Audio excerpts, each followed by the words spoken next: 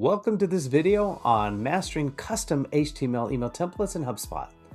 This guide provides a strategic blueprint for creating seamless, high-converting email implementations for your marketing team. When it comes to custom HTML in HubSpot, you have two primary pathways. Option 1 is an external HTML upload for marketers, while Option 2 offers custom coded templates designed specifically for advanced developer workflows. For method 1, start by creating a new email in the marketing dashboard. You can then upload your HTML file or paste your code directly. HubSpot's AI-assisted engine will map components, allowing you to deploy the template for your team to use.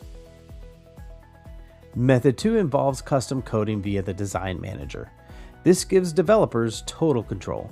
To maintain system compliance and ensure smooth deployment, remember to include required HubL parameters like company information and unsubscribe links. To maintain high standards, follow these best practices. Use the custom HTML module for modularity. Apply inline CSS for maximum compatibility with email clients like Outlook, and sync CRM tokens to keep your content personal. Before you wrap up, remember these final guidelines.